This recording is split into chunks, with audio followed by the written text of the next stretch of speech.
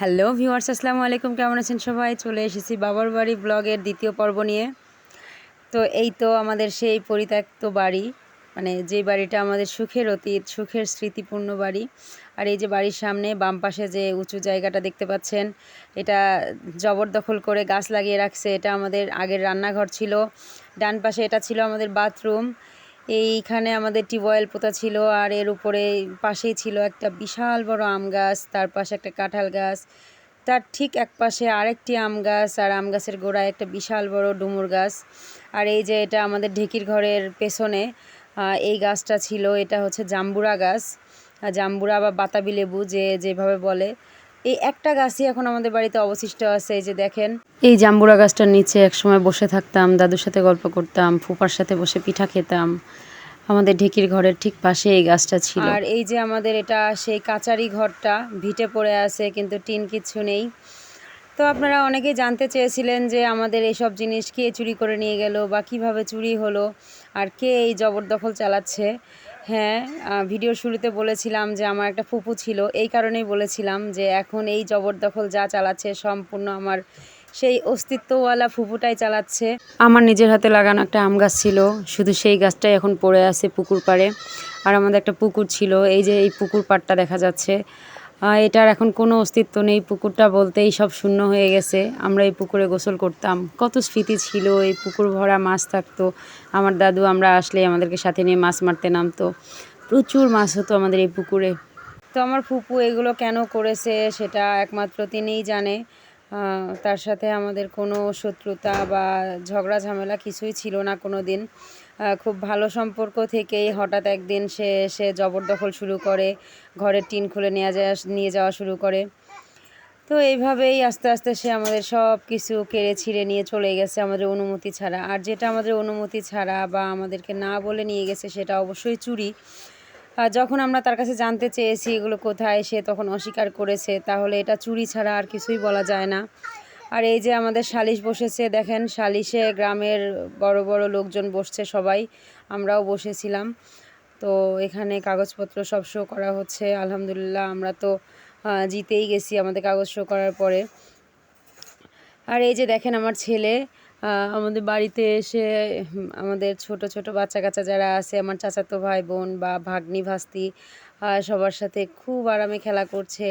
এত ফাঁকা জায়গা, আর বাড়ির উঠান, এত বড় উঠান ও তো কখনোই দেখেনি, পায়নি। তো ও এখন বালি নিয়ে খেলাধুলা করছে। আমরা সালিশে বসে আছি আর ও একা একা খেলাধুলা করছে। আমি শুধু একটু চোখে চোখে রাখছি যেহেতু আমাদের এলাকায় অনেক ছোট ছোট পুকুর আছে, পুকুরে যেন পড়ে না যায়। এই জাস্ট, এছাড়া আল্লাহ রহমতে ওর খেলাধুলার কোনো সমস্যাই হচ্ছে না, আর ওর খাওয়া দাওয়ারও কোনো চিন্তা নেই। আমার দুটো বাচ্চাই আসার পর থেকে আমার কোনোই ঝামেলা হচ্ছে না। সম্পত্তি কতটা খারাপ, সম্পর্ক কিভাবে নষ্ট করে দেয় সেটার জলজন্ত প্রমাণ আমাদের এই পরিবার, আমাদের এই ভরা পরিবার। সব নিশ্চিহ্ন হয়ে গেছে এখন। আমরা যখন ছোটোবেলায় গ্রামে আসতাম তখন আমার আব্বুর চাচাতো ভাইরা, যারা আমাদের ছোট চাচুরা বা ছোট ফুপুরা, সবাই আমাদেরকে এত পরিমাণ ভালোবাসতো যে আমরা ভুলেই গেছিলাম আমাদের চাচ্চু নেই বা নিজেদের চাচারা নেই। কখনো কল্পনাই করিনি আমাদের এই ফাঁকাটা কখনো তারা বুঝতেই দেয়নি। কিন্তু সম্পত্তির লোভে যখন পড়ে গেল তখন তারা আমাদেরকে মারতে পর্যন্ত চলে আসলো। আমার সেই আপন চাচ্চুরাই একদিন কোদাল নিয়ে আমাকে মারতে আসছিল। সেটা নিয়ে অনেক সালিশ দরবার হয়ে গেছে। এক সময় যখন আসতাম তখন তাদের সাথে ঈদের মাঠে যেতাম, মেলায় ঘুরতে যেতাম। পুরো গ্রাম আমাদেরকে মাথায় করে নিয়ে ঘুরে বেড়াতো। তারপরে বাজারে নিয়ে যেত, হাটে নিয়ে যেত, একসাথে কাঁধে করে নিয়ে মাছ মারতে নিয়ে যেত। আর এখন আমরাই তাদের শত্রু হয়েছি। আর হ্যাঁ, আপনাদের ভাইয়াকেও কিন্তু নিয়ে এসেছিলাম ওর দাদা শ্বশুর বাড়িতে। এবার দ্বিতীয়বার আসলো। এর আগে একবার আসছিল মাত্র 1 ঘন্টার জন্য, আর এইবার আসলো একদিনের জন্য আর কি। তো ও খুব এনজয় করতেছে, সবার সাথে পরিচয় হচ্ছে, সবাই ওকে খুব আদরও করতেছে।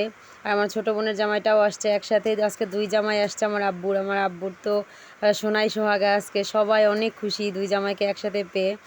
আর 2 জামাইকে অনেকে এইবার প্রথম দেখলো। তো আমরা এখন একে একে আমাদের আত্মীয় স্বজনদের বাড়িতে ঘোরাফেরা করছি। আর এটা আমার দাদির একটা ইলেকট্রিক চরকা। আগে মানুষ কাঠের চরকায় অনেক কষ্ট করে সুতা তুলতো, এখন ইলেকট্রিক হয়ে গেছে, যার কারণে দেখেন কত ইজিলি সুতা তোলা যায়। তো আমি নিজেও চেষ্টা করছিলাম। আগে যখন গ্রামে বেড়াতে আসতাম তখন চাচিদের থেকে ফুপুদের থেকে চরকায় সুতা তোলা শিখতাম, আবার একটু করে তুলেও দিতাম, খুব মজা লাগতো। আজকে সবাই মিলে ইলেকট্রিক চরকায় সুতা তোলার চেষ্টা করছিলাম, তো 8-10 বার করার পরে পেরেছি আলহামদুলিল্লাহ। আর এগুলো হচ্ছে চরকায় কাটা সুতা, এই সুতাগুলো থেকেই চরকায় সুতা কেটে ললিতে ভরা হয়, সেই ললিগুলোই সেদ্ধ হয়ে পরিপূর্ণরূপে তাতে চলে যায় কাপড় তৈরি হওয়ার জন্য। ছোটবেলায় দেখতাম আম্মু যখন শাড়ি কিনতো তখন প্রত্যেকটা তাঁত ঘুরে ঘুরে যেটা সবচেয়ে সুন্দর শাড়ি সেটা মেশিন থেকে চয়েস করে কিনে নিত। তো আমি এখন পর্যন্ত আপনাদের বলিনি যে আমার বাড়ি কোথায় বা আমাদের গ্রামের বাড়ি কোন জেলায়। তো আপনারা যারা গেস করতে পারবেন তারা অবশ্যই জানাবেন। আর আপনারা যদি সঠিক বলতে না পারেন তাহলে আমি এর পরের কোনো ব্লগে বলে দিব ইনশাল্লাহ। আর এই যে ঘুরে ফিরে আমাদের চাষাবাদের জমিগুলো দেখছিলাম, যে জমিগুলো এখন মানে অন্যর কাছে দেয়া আছে, তারা আবাদ করে, কারণ আব্বু তো বাড়িতে আসেও না, ঠিকভাবে আসতে পারেও না এই জন্য। তো এই যে জমির আল দিয়ে সুন্দর করে আমাদের জমিগুলোতে যাচ্ছিলাম, দেখছিলাম আর স্মৃতিচারণ করছিলাম যে কোথায় দাদুর সাথে গল্প করতাম, কোথায় দাদু ঘুরতে নিয়ে যেত, দাদুর ঘাড়ে চড়ে যাইতাম আর দাদুর সাথে মাছ মারতাম, সব কিছু স্মৃতিচারণ করতেছিলাম। আর আমার হাজব্যান্ড অবাক হয়ে সব শুনতেছিল। তো রাতের বেলা খাওয়া দাওয়া করতেছি আমার এক চাচির ঘরে, দুপুরবেলাও চাচির ঘরেই খেয়েছি। রাতে খাবার খাওয়ার পরে আম দিয়ে দুধ দিয়ে ভাত খেলাম সবাই মিলে খুব মজা করে। রাতে বাড়ি থেকে যাওয়ার সময় এতটা কষ্ট হচ্ছিল, ইচ্ছাই করছিল না বাড়ি থেকে যাই, কিন্তু বাড়িটার এত করুণ অবস্থা যে বাড়িতে থাকার কোনো উপায় নেই, এই জন্য চলে আসতে হলো। আর খুব শীঘ্রই ইনশাআল্লাহ গ্রামে একটা বাড়ি হবে আমাদের, আবার এই জায়গায় নতুন বাড়ি উঠবে, এই বাড়িটা আবার জমজমাট হয়ে উঠবে। যারা ইউটিউব থেকে দেখবেন তারা অবশ্যই চ্যানেলটি সাবস্ক্রাইব করে রাখবেন, আর ফেসবুক থেকে দেখলে অবশ্যই ফলো দিয়ে দিবেন। ধন্যবাদ।